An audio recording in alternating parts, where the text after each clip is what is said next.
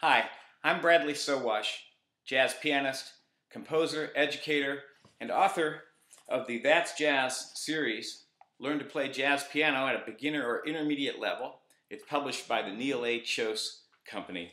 And today I'm going to help you learn to play or teach Burrito Cha-Cha. It's the fourth song in the book, and it starts with a warm-up page which brings out sound or an essential element of playing in a Latin style of jazz music.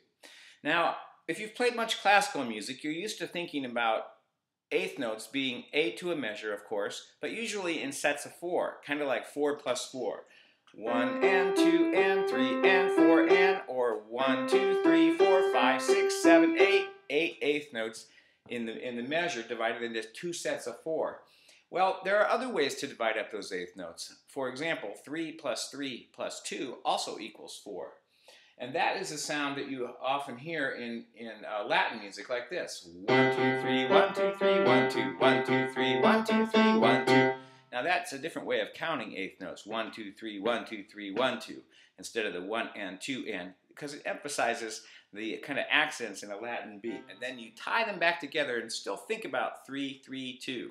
1, 2, 3, 1, 2, 3, 1, 2, 1, 2, 3, 1, 2, 3, 1, 2. And the right hand comes in. So the key here is subdivide when you don't understand the rhythm and learn to feel accents in unusual places that you might not find so much in European-based music. So I'm going to play a little bit of the tune now. It's called Burrito Cha-Cha. I'll just play about 8 measures here. It sounds like this.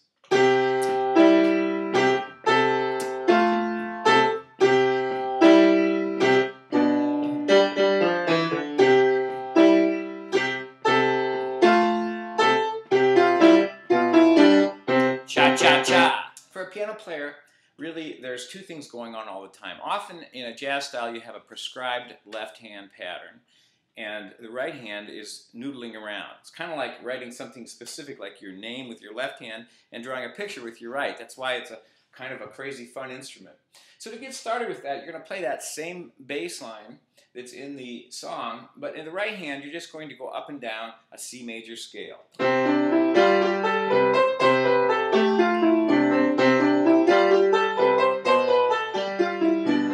That, using the same left hand. If that's too difficult for you, it's also acceptable just to hold down the chords. So the first chord in this song would be a C chord, and then to an F, it would sound like this. If you have a friend or a teacher who can play that bass line underneath all that, it'll help you feel the beat. So the next step, after you've just played an ordinary scale, is to loosen up that right hand and do something that's not as planned. And what I'm going to suggest is that you just play the scale with random changes of direction using all adjacent notes, notes just beside each other. And just wander around. Don't worry if it's musical. Don't worry about making a great masterpiece here. Just play and don't stop. The key is don't stop. It might sound like this.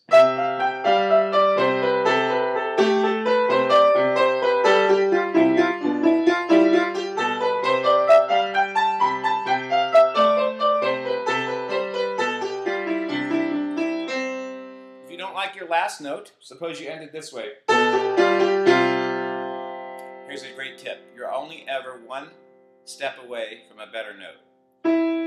Okay, so if you don't like your ending note, just go to the nearest one, up or down.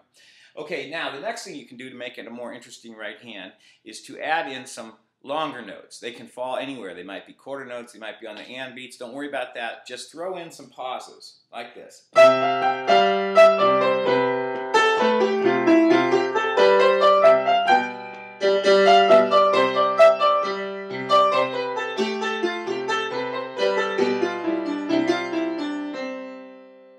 Now your improvisation will sound different than mine, of course, and mine would sound different if I played it again. That's the whole point. There are some written examples in here, but they're only examples. The deal is you want to get away from them and do your own thing.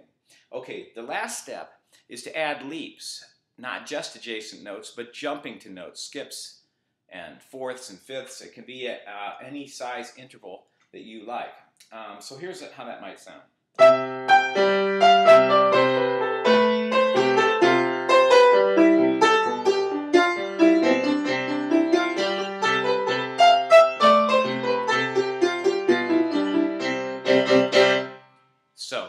think about it, by going through these 3 steps, random changes of direction along the scale, adding in longer notes, and then adding in different intervals or sizes or spaces between the notes, that really is what music is. Music moves around in scales. It has various rhythms, and it has various leaps and skips. So by doing it step by step, though, you sort of stumble into what is a pretty musical approach, a pretty musical sound that doesn't require a lot of genius or expertise to feel like you're improvising.